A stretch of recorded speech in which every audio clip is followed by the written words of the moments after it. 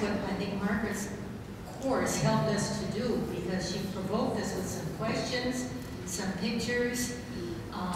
It's a wonderful program. It doesn't take an awful lot of expertise to facilitate, because Margaret lays out not only the book but the manual. If anybody would like to talk with us, my husband and I afterwards, we'd be happy to share with you on getting started. Did you also do Just Faith, the ecological crises? Not that section. Yeah, I was going to say that here, along with Margaret's book, there is some flyers about the Just Faith module, and anyone who can you can also print it offline. If you're interested in starting a group or starting at your parish, there is some information back there. And I have to warn you, life-changing. You'll never be the same again.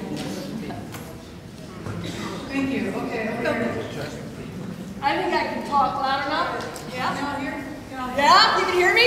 Yeah. Okay. My teacher voice. Margaret, you have a receptive audience here. How do you answer people who want to know, and you touched upon this briefly, jobs? Okay, because that always comes back to it. So much of what you're showing, that's going to bring jobs to our community, and I need to put food on my table. I can't imagine another kind of life, and it doesn't matter to me that, that what I do is going to kill the next generation and the generation after that, because right now I need to feed my family. How do you address that? Well, I mean, some of it is, again, if we're talking about working within the paradigm of industrial capitalist society, then this is what we're offering in terms of jobs. We wait for the industrialists to tell us what jobs are available, and then they hire people, right? So in Hurley, which is very economically depressed, 700 mining jobs sounds good to people. Average pay is $60,000. That sounds really good. But the thing, and there's actually a sustainability group, this Alliance for Sustainability up in the Ashland area, that's kind of throwing out this challenge right now to the environmental community, which is, if we don't want this mine, can we show that there are 700 other kinds of jobs that we can create?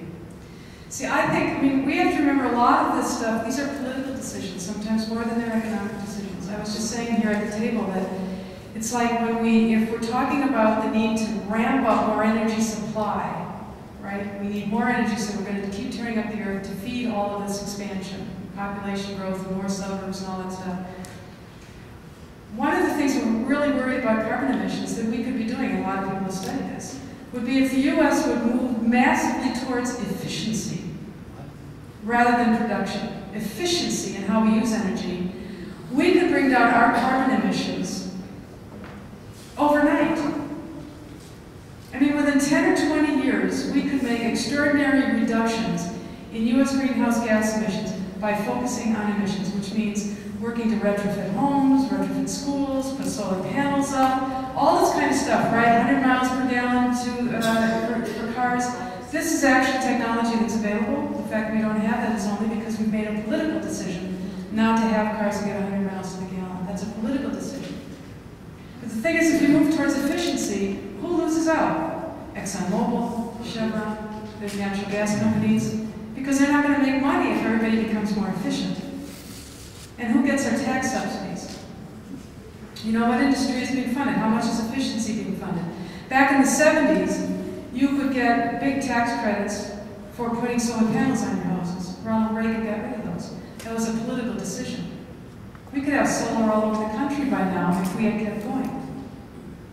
So a lot of these decisions we have to, what really is annoying to me, and this is a question actually for my little Milwaukee blog yesterday, is it that jobs are being created, for example, in the Hurley area by this iron ore mine, or is the company, I don't never remember how to pronounce it, but Taconite, is that how you pronounce it? Or is that company taking advantage of economic distress to hire people for a dirty industry? You know? So sometimes it's even the way we ask the question doesn't invite this kind of creative thinking. There are ways, like I said, there are ways to get through. Giving water rights to corporations is a really bad idea. The world is moving in that direction. You know, our food is being controlled by more and more of these giant corporations. Monsanto creating genetically modified seeds and then controlling seeds. That's food. These are political decisions. Right now, the food grains in our international food programs. They actually by law have to buy this stuff, genetically modified stuff.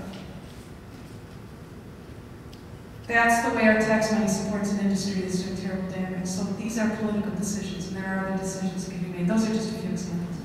I just want to raise the issue of population control because I'm in the Catholic community here, and I just wanted to see if you have an opinion about the sustainable, rational way we could, I don't know, what do you think?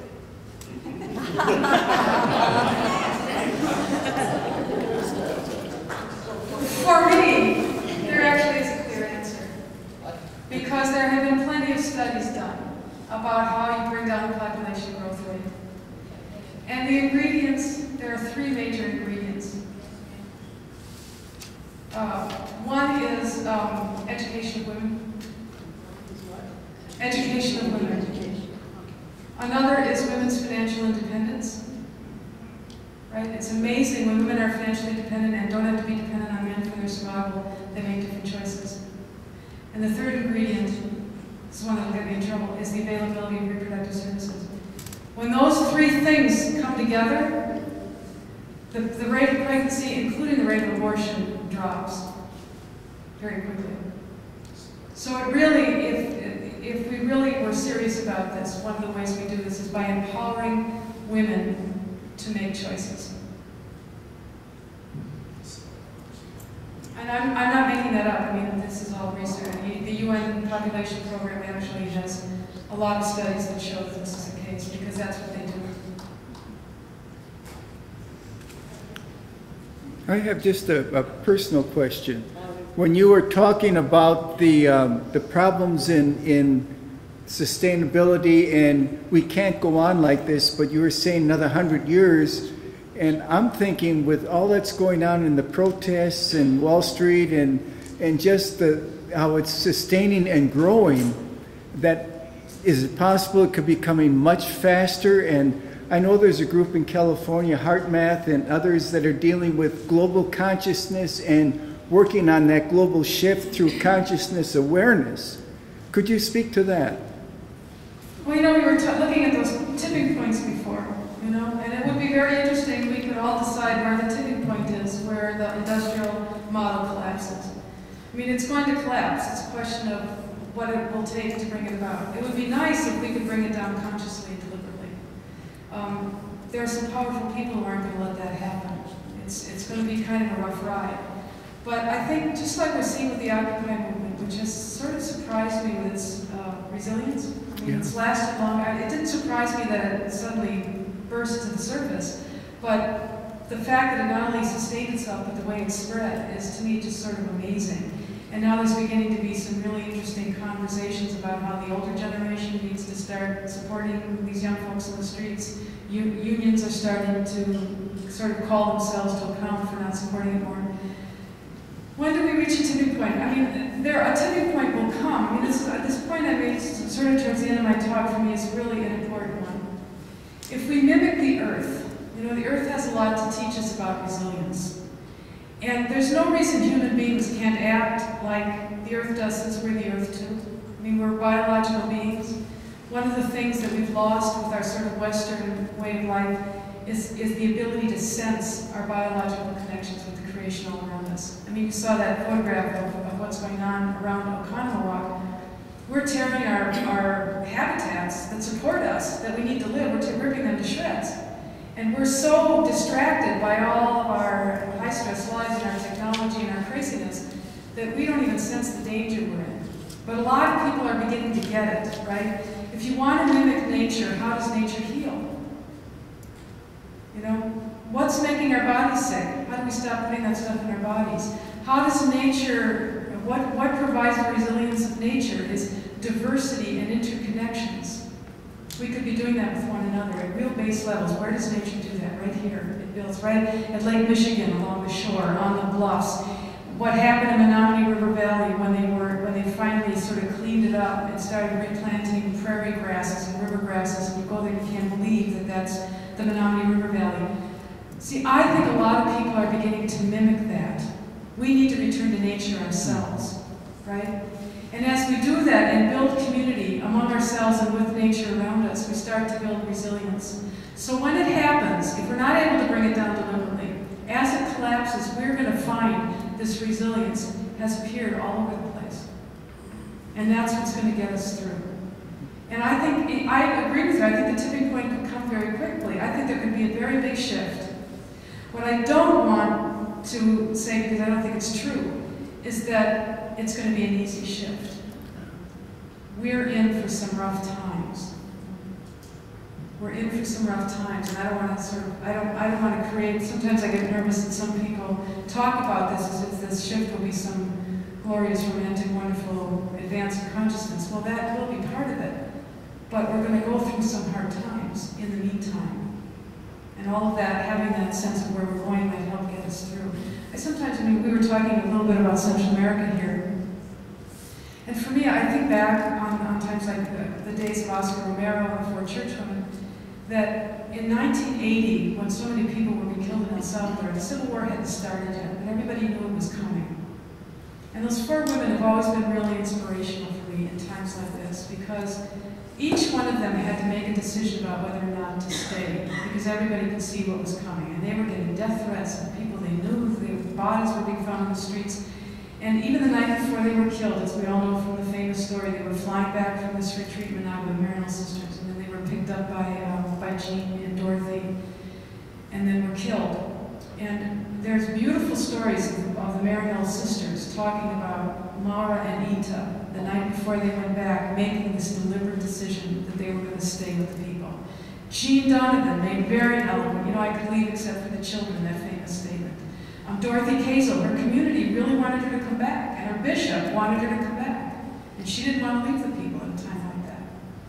So I think of them often as a model. Now, not because I think we're all going to end up martyrs, but that when you're facing hard times, you have to make some decision about where you're going to be. The Christian communities did that in Central America and showed amazing resilience going through very, very hard times.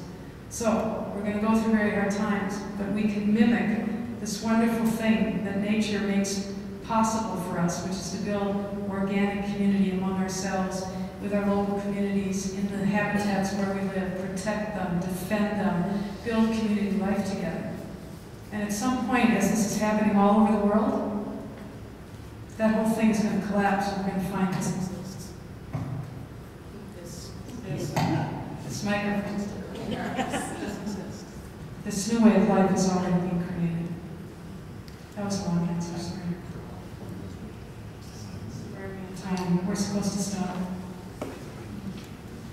Somebody else have a question? Right here.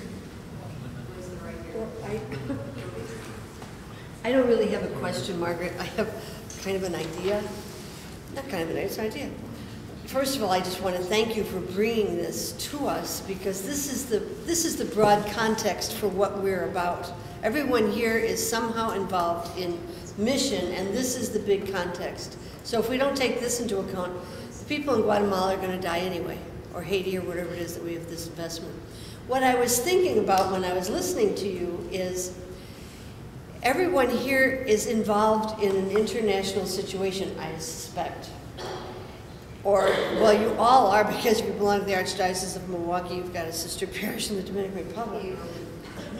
However, when you go there the next time, instead of worrying about, I'm going to bring them hats or old t-shirts or glasses or whatever, go to learn. Find out what are some steps, what are things that they do that help us know how to live more simply. Be evangelized by them.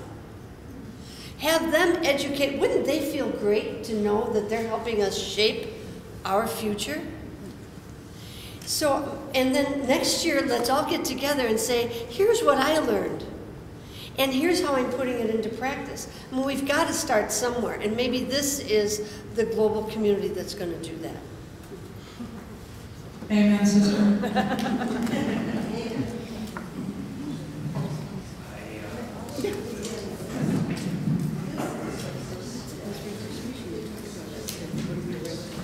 Actually, Roby, I think you probably took my clothes in New York. So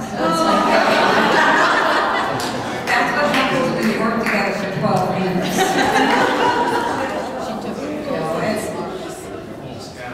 You know, you just look at that context. One thing I was going to call your attention to before I thank Margaret was, you have to think about the office that sponsored this tonight. This is World Mission Ministries. You might have thought it might have come out of another office, but that's because we're into new frontiers of mission. This is a mission issue. This is God's mission. This is what God's mission is about. Is it everything that God's mission is about? No, but this is one issue that God's mission is about.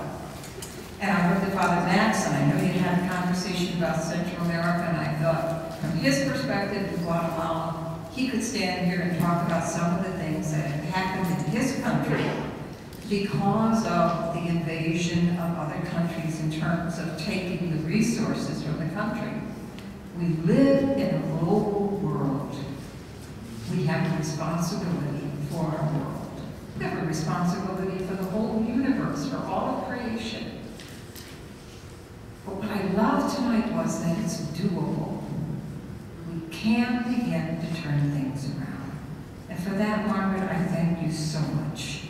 You pointed out what's happening, just a bit of what's happening in our world. And you helped us to see we can address it, and that it begins with us, and then it begins with all of us. It isn't just a personal response. It is a personal response, but it isn't just a personal response. It's all of us together. So when I walked around, I had a chance to look at the exhibits, and I want to call your attention. If you haven't visited these tables, do so before you leave, please. And I picked up the Received Dominicans flyer because I looked at and I thought of you, Margaret, when you raised this question about the future. The future, and they quote Teilhard de Chardin, the future belongs to those who give the next generation reasons to hope. And then Thomas Berry, who said the human and the natural world must go into the future as a single sacred community, or we will both perish in the desert. And that desert was so effective tonight. I sat back there getting thirsty. But it was just powerful. What you did was so helpful to all of us. And I don't know how long you're going to be in Milwaukee. We want you to be around in Milwaukee. Yes.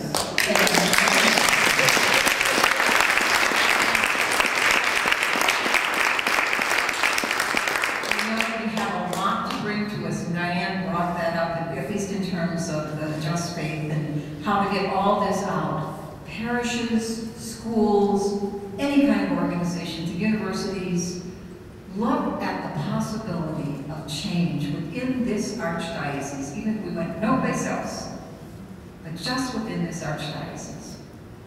And yes, we are doing mission. So Margaret, I thank you, certainly on behalf of World Ministries and Global Mission Network. I thank you on behalf of the whole archdiocese tonight for being here with us, helping us really take it's a good takeoff for us in terms of new frontiers in mission. You really started as well, and I thank you for that. I want to again call attention to the Global Mission Network, where I was sitting back there waiting to see that people will come back to the table. I want you to visit the other tables, and I want to thank the exhibitors. You shared some rich resources with us tonight. I was just happy to walk